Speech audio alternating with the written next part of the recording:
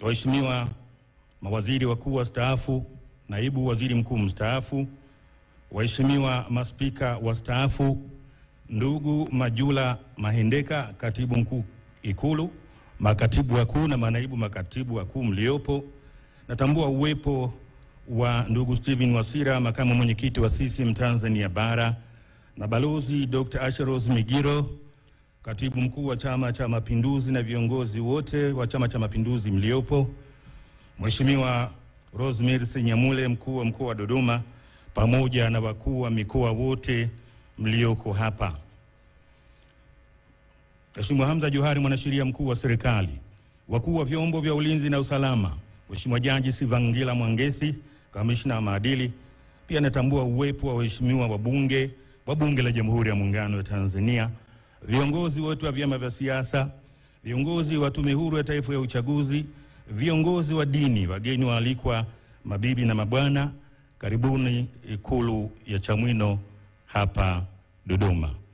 Mheshimiwa Rais, kwa heshima na taadhima, baada ya kuhitimisha tukio la kumwapisha Waziri Mkuu wa Jamhuri ya Muungano wa Tanzania, lakini pia tumepata ujumbe hivi punde kupitia mjomba Mbidi, kwa heshima na taadhima, naomba sasa nikukaribishe ili uweze kuzungumza na hadhara hii, lakini pia uzungumze na taifa kupitia vyombo mbalimbali vya habari ambavyo vipo live kwa maana ya mubashara.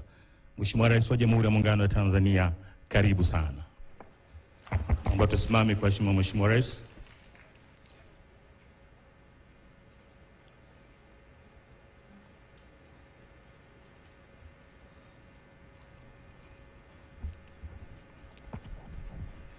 Waheshimiwa, tukae.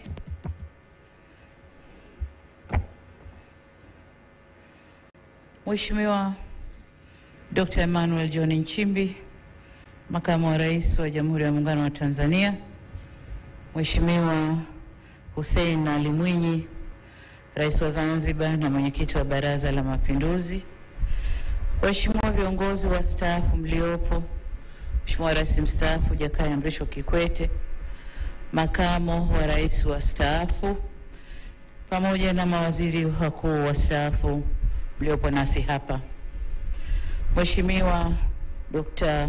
Mwigulu Lameck Nchemba, Waziri Mkuu wa Jamhuri ya Muungano wa Tanzania, Mheshimiwa Makamu wa Pili wa Rais wa Serikali ya Mapinduzi Zanzibar, Mheshimiwa Musa Azzan Zungu, Spika wa Bunge la Jamhuri ya Muungano wa Tanzania, Mheshimiwa Zubeir Ali Maulid, Spika wa Baraza la Wawakilishi, pamoja na wastaafu wa mhimili wa Bunge, na muona Mheshimiwa Anne Makinda, lakini pia Mheshimiwa Tulia Ackson, Mheshimiwa George Masaju, Jaji Mkuu wa Mahakama ya Tanzania, pamoja na uliofuatana nao kutoka mhimili huo, waheshimiwa mawaziri wakuu wastaafu, tayari nilishasema, viongozi wa Chama cha Mapinduzi, Makamu wa Rais na Katibu Mkuu, pamoja na mliofuatana nao, Balozi Dr. Moses Mpogole Kusiluka, Katibu Mkuu Kiongozi, tambua pia uwepo wa Engineer Zena Said, Katibu wa Baraza la Mapinduzi na Katibu Mkuu Kiongozi wa Serikali ya Mapinduzi Zanzibar, makatibu wakuu mliopo nasi hapa, waheshimiwa wenye viti na waheshimiwa wabunge wote wa Bunge la Jamhuri ya Muungano wa Tanzania mliopo nasi, Mheshimiwa Hamza Said Johari, mwanasheria mkuu wa serikali, Mheshimiwa Jaji Sivangila Mwangesi, mkuu wa Tume ya Utumishi, Tume ya Maadili ya Watumishi Tanzania, viongozi mbalimbali mliopo nasi, viongozi wa dini, ndugu zangu wanahabari, wageni waalikwa, mabibi na mabwana, Jamhuri ya Muungano wa Tanzania, kazi na utu. Kwanza kabisa nianze kwa kumshukuru Mwenyezi Mungu tuwezesha kukutana hapa kwa shughuli tulioikusudia. Shughuli yetu leo hapa ni kuja kumwapisha Waziri Mkuu mpya wa serikali yetu ya Jamhuri ya Muungano wa Tanzania, Mheshimiwa Dr. Mwigulu Lameck Nchemba. Tunakupongeza. Tupo hapa viongozi wote wa taifa hili kutoka pande zote mbili za muungano, waliopo madarakani na wastaafu.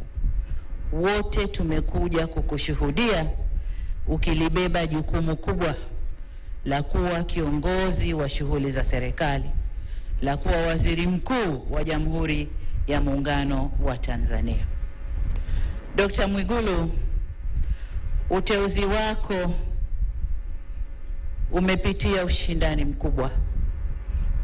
mkubwa, na katika vigezo kadhaa umeibuka kuwa na sifa nyingi kidogo kuliko wengine ulioshindana nao, na vigezo vyote vilivyopimwa, tumepima maeneo mbalimbali ya kuitumikia nchi hii, ya kulitumikia taifa hili. Kubwa zaidi ni wa kutumikia wananchi wa Jamhuri ya Muungano wa Tanzania. Narudia, wa Jamhuri ya Muungano wa Tanzania.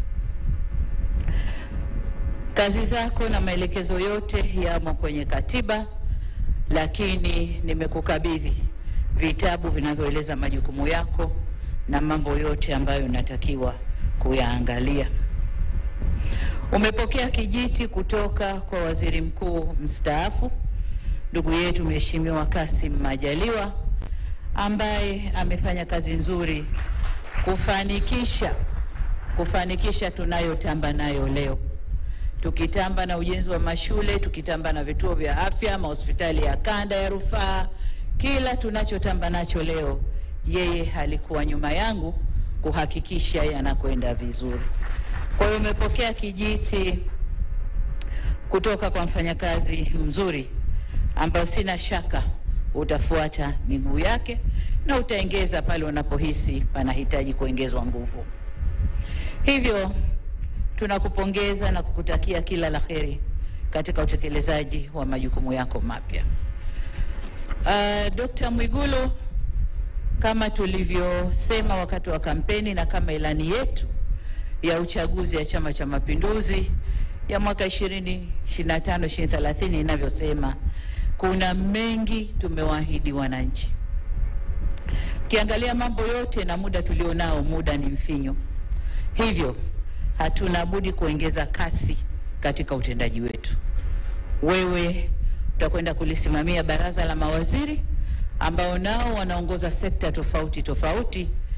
Ni wajibu wako kuhakikisha kasi ya utekelezaji wa yale tuliyopanga inaongezwa ili tuweze kuyatimiza ndani ya muda mfupi. Lakini utekelezaji wa kazi zote hizo zinahitaji fedha, na wewe umetoka kwenye sekta ya fedha. Kwa muda wa miaka 5 umejua vichochoro vyote tulivyokuwa tukipita kutafuta fedha. Kwa hiyo utamsimamia atakayekaa kwenye nafasi yako ili naye aweze kupita kule tulikopita, fedha ipatikane na kazi ifanyike. Kwa hiyo kwa ufupi, una kazi kubwa sana, na leo baadaye nitakwenda kulifungua bunge la 13 la Jamhuri ya Muungano wa Tanzania, ambao nitaeleza yale yote ambayo tunatakiwa kuyafanya ndani ya kipindi hiki cha miaka 5. Kuna mengine uliyasema mwenyewe jana pokuwa bungeni, nilikusikiliza vizuri, na ni imani yangu kwamba hukuyasema tu, lakini una moyo wa dhati kuyasimamia yale yote. Kwa hiyo kama nilivyosema, tukutakie kazi njema. Mzigo huu si mdogo, na kwa umri wako, sijui Kassim aliingia akiwa na miaka mingapi, lakini kwa umri wako mzigo huu ni mkubwa. Kwa umri wako vishawishi ni vingi vya marafiki, ndugu, jamaa na wengine, vishawishi ni vingi. Nafasi yako ile haina rafiki, haina ndugu, haina jamaa. Ni nafasi ya kulitumikia taifa hili. Kwa hiyo nikutakie kila la kheri katika utumishi wako, na mengine tutaelezana kwenye vikao vyetu vya ndani pamoja na baraza la mawaziri. Nikutakia kila la kheri, na walioko hapa wote wamekuja kukushuhudia tukikubebesha mzigo huo, na umetuthibitishia jana kwamba unauweza na utakwenda kufanya kazi. Nakutakia kila la kheri. Asante sana.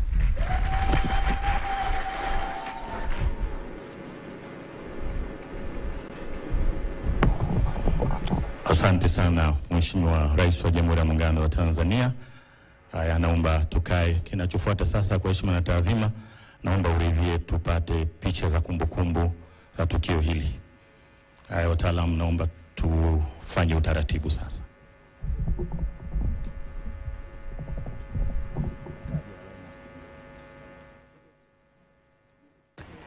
Mtazamaji wa TBC, ni shughuli ambayo imekuwa fupi sana, haina mambo mengi. Ilikuwa ni Rais wa Jamhuri ya Muungano wa Tanzania kuingia hapa, ambapo aliingia kama saa 4 hivi dakika 14, na ilipofika saa 4 dakika 19 waziri mkuu mteule akaapa na kuwa waziri mkuu kamili. Sasa uteule tumeachana nao, sasa hivi ni waziri mkuu wa Jamhuri ya Muungano wa Tanzania, na rais akitumia dakika zake 8 kuzungumza na Watanzania kupitia uapisho huo waziri mkuu. Naam, ni dakika 8 ambazo zimeonyesha uelekeo wa nini anakitaka kwa waziri mkuu, na akisema kama tulivyosema matukio mawili, akiahidi katika tukio la pili hapo baadaye katika hotuba kutoa uelekeo wa nini anapaswa kukifanya na serikali inapaswa kuelekea wapi. Lakini kuna dalili unazoziona kwamba jana wakati waziri mkuu jina lake limetajwa bungeni, wakati anatoa maelezo yake akisema historia yake, alitoa salamu kidogo. Alizungumza mapambano ya rushwa, alitoa salamu kwa watumishi wa umma wavivu. Kwa hiyo ni vitu ambavyo hapa amesema rais amezungumza kwamba mengine ambayo nitakuagiza tayari umeshaanza kuyasema. Ameweka msisitizo kwamba anaamini kwamba unayoyasema utayakwenda kuviweka kwenye vitendo. Kwa hiyo unaona kabisa kwamba hapa huu ndio mwelekeo ambao pengine sasa utakuwa ndio mwelekeo wenyewe.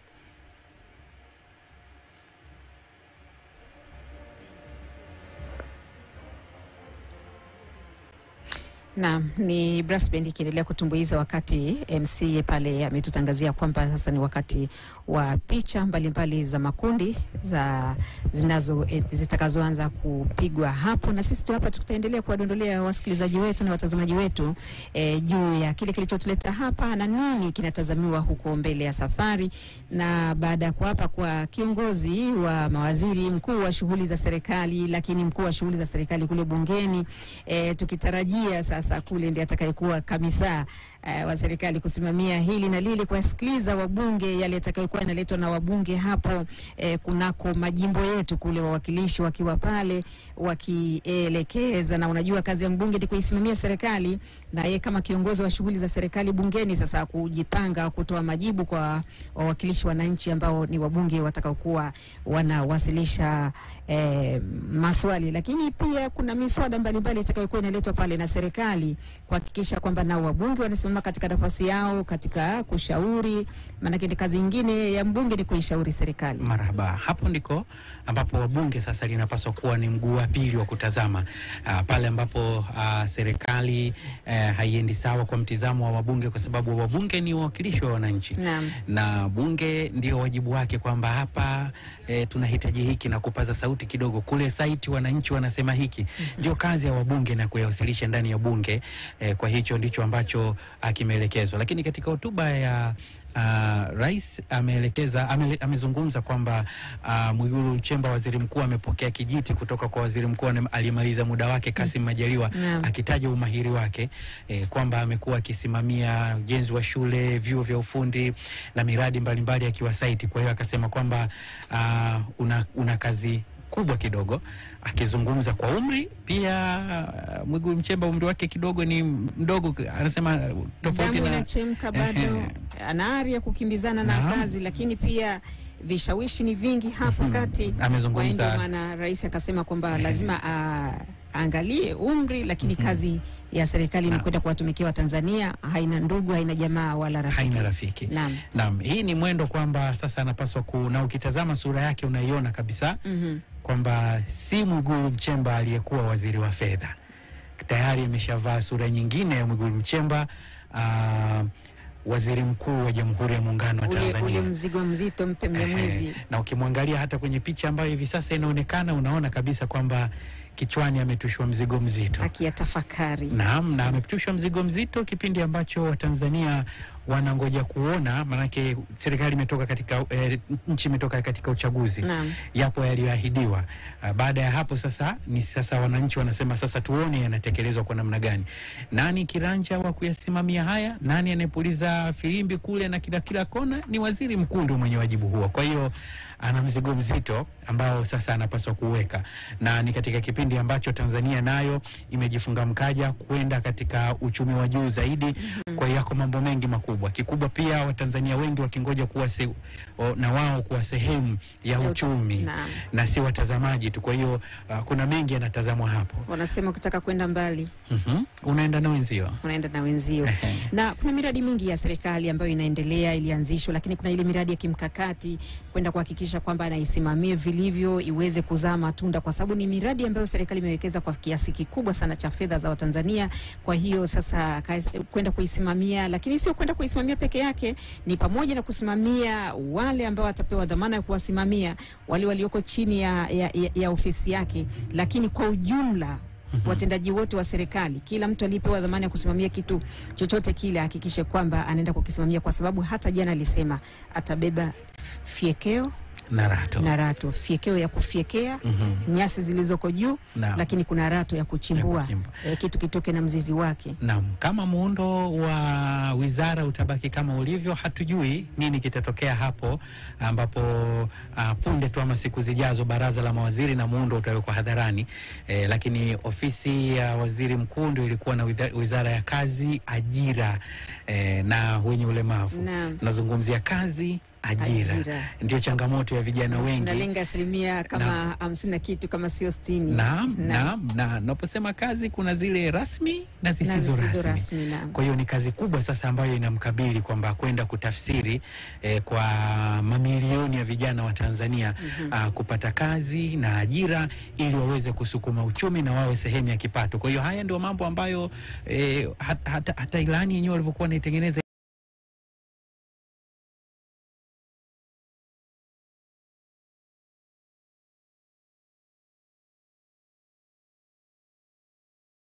kwenda kuakisi kule mtaani. Sasa wanasema kusema ni jambo lingine na kutenda ni jambo lingine. Kwa hiyo sasa ni wakati wa kutenda. Baada ya kusema sasa wanangoja sasa kwenda kule kuonyesha kwamba ilani inasema ajira, kule mtaani wananchi wanasema tunazingoja ziko wapi. Kwa hiyo haya ndio ambayo yanangojwa hivi sasa, na sisi kama wanahabari kazi yetu ni kwenda kusikiliza na kuyatafsiri, lakini pili kwenda upande wa pili wa wananchi kusikiliza sauti zao na kuzipeleka upande wa pili. Kule saiti kuna nini, changamoto wanazokabiliana nazo, basi tunazipitisha moja kwa moja kupitia vyombo vya habari ili walioko serikalini ama viongozi waweze kuona kinachojiri kwa wananchi na kiweze kupata tafsiri inayotakiwa. Naam, manake unasema kuona ni kuamini. Na wanasema uweze kuandikia mate wakati wino upo. Kwa hiyo ni kazi moja kubwa sana ya kwenda kuhakikisha kwamba kweli yale yaliyotamkwa na serikali, anayoyatamka rais, yanayoandikwa kwenye vitabu vya serikali, yanayotolewa kwa wananchi, na yale ambayo tumeyatangaza sisi baada ya kuwasikia viongozi hao wakiyasema, sisi tunayaleta kwa wananchi, basi isiwe tumeyasema tu, lakini tumeyasema, lakini mwisho wa siku vitendo vinaonekana vikiwa vinafanya kazi. Safu inaanza kutimia. Ilikuwa na ngojwa rais, uchaguzi ukapita na mgombea mwenza ndo makamu wa rais, na katika serikali shughuli ya kwanza ilikuwa ni kumteua mwanasheria mkuu wa serikali. Ilikwisha kufanyika ni Hamza Johari, lakini baadaye ilikuwa ni kupeleka jina la waziri mkuu bungeni. Kazi imekwisha kufanyika na kisha waziri mkuu kula kiapo, ni shughuli iliyomalizika.